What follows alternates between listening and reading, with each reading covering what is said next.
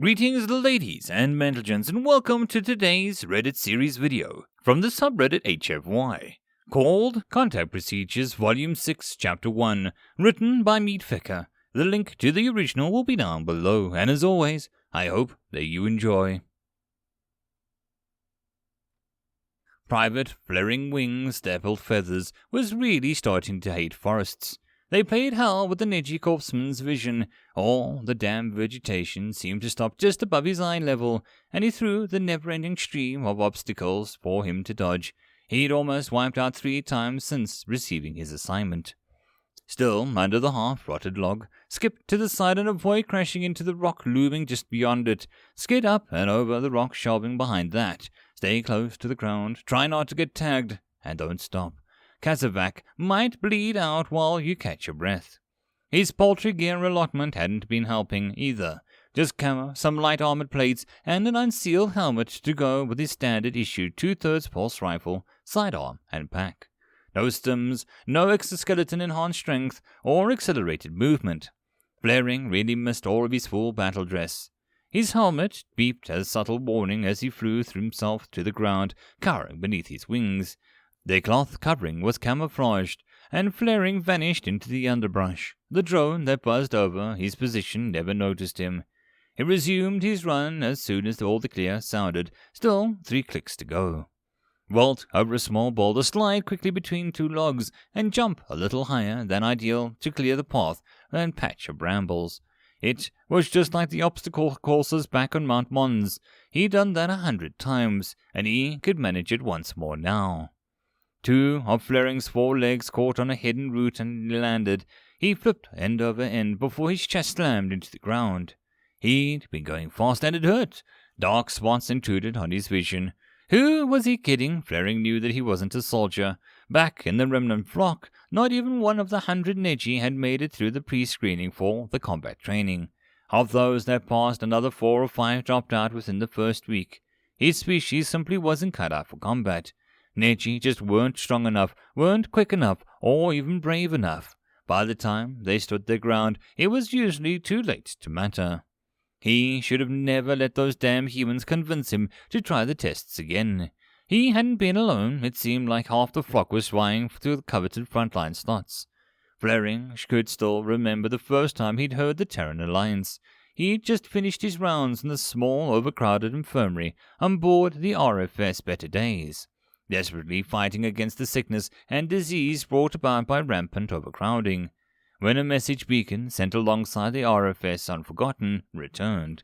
Hundreds of ships fell silent as the battle song began to play. Flaring hadn't, of course. He despised the idea of the so-called vanguard ships, of wasting valuable vessels and soldiers on the never-ending series of doomed last stands. And they were always last stands. The dirge began, and the Neji ship fired, and then the transmission cut. The compact made sure that the remnant flock was outgunned. Only this time, the recording didn't cut off. It kept going, and after a few minutes spent bracing for the end of the battle song, Flaring walked over to the nearby wall console and turned on the video recording. Something about this fight had to have been different. He just stood there, frozen in shock, as he watched the humans pour missile after missile into the largest compact fleets he ever seen. A swarm of cruisers surrounded the GCS Ram, a colossal super dreadnought. A smaller Dawn vessel had cracked like a rotten egg beneath the barrage.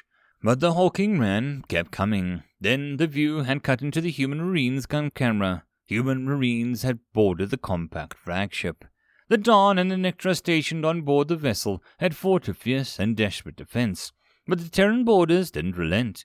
Neji, small, weak, terrified Neji had charged into the fire alongside their human allies, drawing fire and showing chaos behind the enemy barricades, while the human marksmen picked off targets with a cold precision. Neji had dived towards the grenades to hold them back at the compact soldiers. Neji had roamed behind the Terran lines, filling in the breaches before even the humans could react. Most of the Neji had died, of course, but every one of them took dozens of the hated Dawn with them. Every life spent had been more than repaid. The cheers when the Terrans had finally captured the Ram's bridge had been deafening. The next day, more Neji passed the pre-screening than in the last 5 years combined. Flaring had been one of them. The remnant flock could always use more combat medics. Groaning slightly, Flaring pushed himself up from the ground. He had come too far to let himself get taken down and out of commission by a tree root. He started running. Slipping between those two patches of ferns, wade through the small creek, dodge around a massive tree, ignore the ache in the sides, ignore his trembling muscles. You lose yourself in the chase. His cassovac was sprawled face down on the ground, pack and the rear armor shredded by a pulsar dart. A quick scan confirmed that the human was still alive, if barely, and would stay that way if Neji worked quickly. Flaring wasted a few seconds staring at the trembling, grasping hands, trying to get them under control. But countless hours of drills took over. The battle dressing went on cleanly. Artillery fire, he couldn't tell if it was friendly or hostile, fell nearby. Flaring tried to drag the much larger human deeper into the underbrush, but the exhausted Neji could barely lift a human's arm. He would have given a wing for his powered armor right about now. With that, he could have slung the damn mammal onto his back and rocked it back to the field hospital. Without it, he'd have to improvise. He crouched low over the human, a sergeant according to the rank insignia, and covered them both with his wings.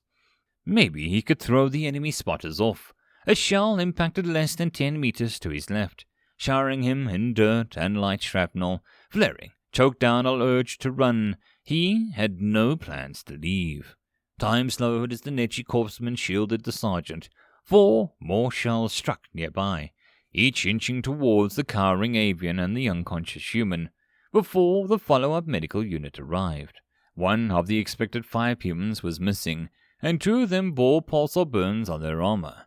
They must have attracted more attention than Flaring. 2 of the humans took up watch, and Neji shifted his assigned security position without a word. He steadied his rifle against a particularly large root and scanned the underbrush. His breathing was coming too fast, his triple-valved heart beating too quickly. How did those blasted humans stay so damn calm? None of their weapons so much as quivered. Well, he danced like a hatchling's hungry beak. 3 minutes later, and the 4 Terrans were marching back towards the field hospital. The cassovac strapped securely to the small antigrav stretcher. He hadn't regained consciousness, but he was out of immediate danger. Well, medical danger at least. They could all still get spattered by an arty round, or gunned down by a hail of pulsar darts, or set off one of those blasted landmines. They had made it back to the field hospital with only 2 brief firefights, both at extreme range. None of their shots had landed, but none of the enemies had struck home either. Flaring could hardly complain about those odds.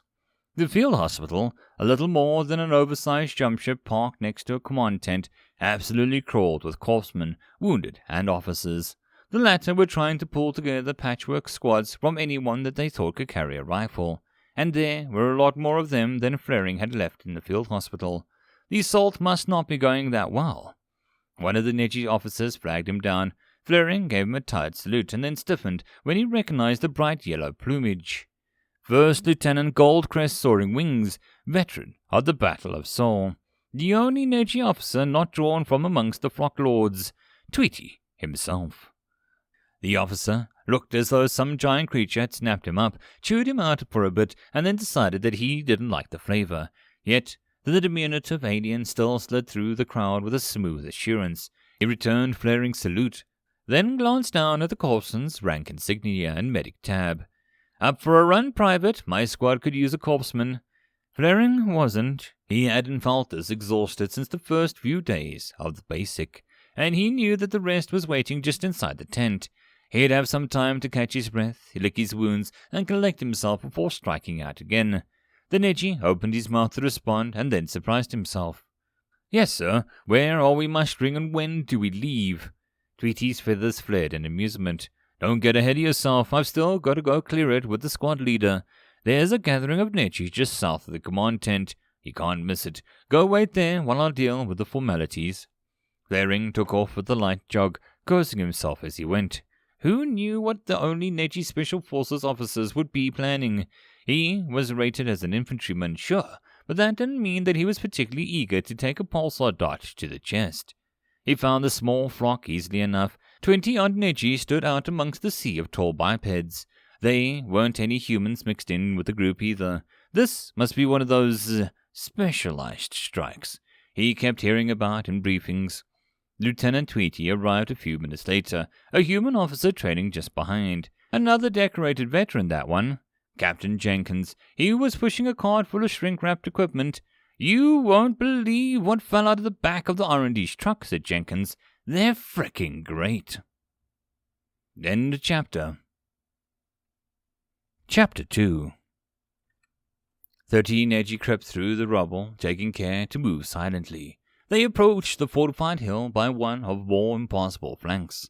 Using the shattered ground to their advantage, the small avians could slink through the cracks in the ground that would have left one of the much larger humans exposed. None of them would have made it within half a kilometer of the enemy position without their new gear. Flaring had no clue where Jenkins and Tweety had pulled the stealth kits from.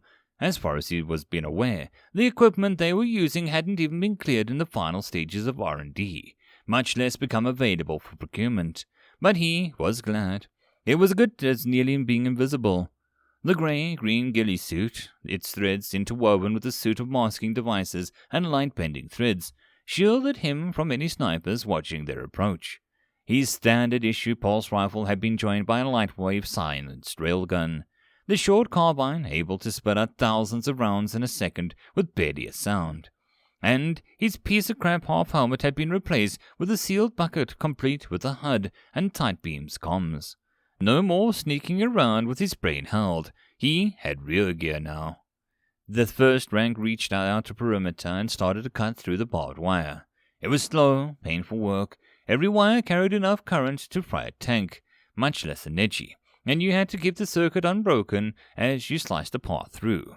Then you had to be carefully peel back the obstacles before moving on to the next strand, moving deliberately to avoid brushing against any other strands. Rowing a hole through would only give the defenders time to react. Better to approach stealthily. It took nearly half an hour to pry open a path of the improvised platoon. They crossed the open ground beyond the barbed wire in a painful crawl, trusting the camouflage to keep them hidden from the automatic defensive turrets. They couldn't see the flesh and blood guards beyond the barriers, but the lieutenant assured the rest of the Neji that they were there. Something about the faint acoustic emissions, it sounded convincing enough. The 13 Neji reached the sandbags and boiled over like a silent tidal wave.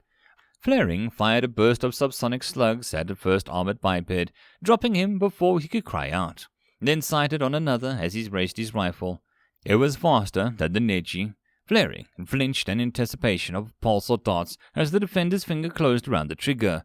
Lieutenant Tweety cannonballed into the defender's gun, knocking it from the biped's grasp, and even as the Neji officer shoved a railgun against the faceplate and fired, the mist of dark blood sprayed out. Tweety turned to Flaring, his face a determined mask. "Don't go toe-to-toe with them. They'll win. Catch them off guard instead. We're all hell of a lot more agile." Flaring nodded mutely, only able to stare at the lieutenant gogging down off the corridor. He checked his HUD to find that he had the same objectives, and then followed. The other Nejis split off into teams of 4 or 5 and then raced off to their own targets. They moved like ghosts through the corridors, guided by another one of Jenkins and Tweety's surprises. An AI program able to predict the defender's response patterns and internal defense with fighting accuracy. They pulsed EMPs, shot hostiles, and slipped around corners with human-like precision. They were only ever seen once by an armored soldier exiting a bathroom, but they riddled him with slugs before he could blink. Their objective was the main command and control room for the building's anti-air capabilities. Other squads were going after vital secondary targets, artillery control, communications hub, and anti-plants, but theirs was the most vital. 5 Neji, Tweety, and Flaring including, stacked up outside the door of the 6th place, the breaching charge. It had taken all of them to drag the bodies of the door guards aside. They hadn't been in such a thing as pre-Terran Neji door breaching maneuver. For that, there hadn't been much pre-Terran military doctrine at all. Sure, they could have all faced down a barrage of pulsar darts and returned fire, but that was about it. They didn't have a military tradition to draw upon, and none of the compact were eager to train a flotilla of escaped slaves. The humans had changed that when the door blew. 6 Neji surged into the room with purpose and precision, pulsar rifles spewing darts. The two solid thirds of answering shots were a foot high, perfect center mass shots for the crippled human soldier. The defenders that did adjust their aim had trouble tracking the Neji, spreading throughout the room, or ceased firing as a burst of pulse dance caught them in the chest. It was over in seconds, and 9 bipeds lay sprawled against the room, fallen weapons close at hand. 3 Neji had taken hits. One was so chewed up with flaring couldn't even get a vital reading from his gear, and another had taken a pulsar dart to the face. Tweety was the third. Although the Neji was still in his feet, one of his wings hung limp, its nerves deadened by a glancing dart strike. The lieutenant didn't seem to care. Flaring barely had enough time to tie down the officer's wing before they moved on. The corpsman protest brushed aside. Staying put for too long would get them killed. They covered less than 100 meters when the AI guide's flat voice informed them that they were about to collide with a squad of defenders. Flaring glanced around frantically as the rest of the Neji halted. He couldn't see anywhere on the ground where they could hide. The defenders had done a good job turning an old, abandoned concrete bunker into a modern military installation. The corridors were bare and well-lit, devoid of any convenient hiding places where the Neji could shelter. Their active camo wasn't good enough to blend in with bare stone, and if they were trapped in the open, things would get very messy. Tweety barely paused before sprinting up the wall, his 4 legs and remaining wing propelling him towards the mess of pipes and wires bolted to the ceiling. The rest of the squad, Flaring included, launched themselves after them, their tight beam comms cut out as they waited amongst the rusted metal. 7 bipeds rounded the corner, moving with a cold precision. Their rifles swept across the corridor as they advanced. None of them looked up. Flaring clung to the pipe with only 4 legs while he braced his railgun against his shoulder. His hands were shaking. Tweety's weren't. The Neji officer barely twitched as he sighted down his weapon, assigned with the targets with a small, almost absent flick of his wingtip. Something inside Flaring's helmet had broken. His deep breaths were beginning to fog his visor.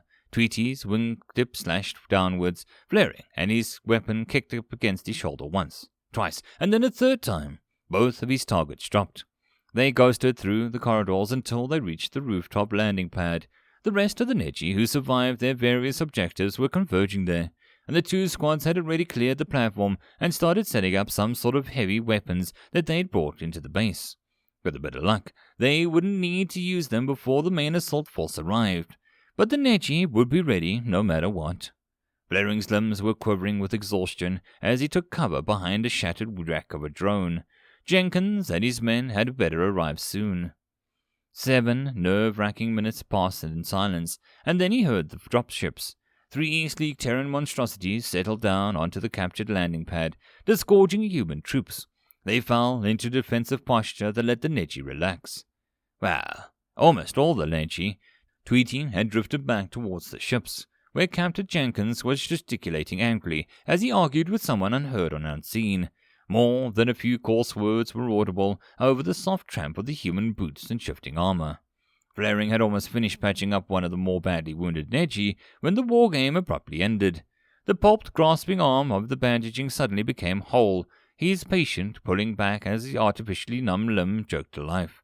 The bodies of the defenders morphed from shadowed aliens to bruised humans, then stirred as the paralysis lifted. Flaring's pulse rifle and railgun changed too. Bright orange plugs appeared on the muzzles. Even the air seemed to grow sweeter. Captain Jenkins let out a triumphant whoop. The rest of the humans joined in. Flaring suddenly felt out of place. It had been different when the sim had been running, but now he wasn't caught up in the rush of combat. Now he was painfully aware of just how unqualified he was. Every man Jenkins had brought had handed a weapon almost from birth. Then they cleared the rigorous Special Forces selection process. Flaring had only picked up his first weapon 13 months ago. He was hopelessly inferior. That didn't stop the humans from clapping him on the back and congratulating him, though. He soon lost track of the sheer number of men and women who squatted down next to him to thank him for dashing out to stabilize a friend, or for strapping on a ghillie suit and forcing his way into the base. Chief Warrant Officer Geary had offered Flaring a spot on the one of the new Special Forces brigades that the Admiralty was standing up. How did you react to that? Tweety strode up to Flaring as soon as the Warrant Officer turned aside. You going to take up that offer? Probably not, sir. There's no way I'd pass the selection. From the way the men were going on about your infiltration, I'm not so sure that you'll have a choice. Jenkins is all but drooling, although he still seems disappointed that we couldn't use the air vents. Vents, sir? Nothing for you to worry about, Private. Just something from an old movie that he made me watch. It's been a fantasy of his for a while. The angry human wearing officer's dress uniform stormed out onto the deck, making straight for Jenkins. Tweety sighed. I'd better get to the captain before he takes a swing at the general. Tweety turned to go, and then paused. Consider Geary's offer. He thinks that you can hack it, and I agree. You won't get better chance to get back at the compact. Flaring watched Tweety go, paying especial attention to the differences that the assembled human showed the Neji. He felt strangely content as he considered GWO Geary's offer. Today hadn't been that bad. Maybe he could get used to soldiering after all. End of chapter. I hope that you enjoyed. If you'd like to support the channel or the author, all the stuff is down below. And as always, I hope that you guys have a good one, and I'll see you in the next story. Cheers.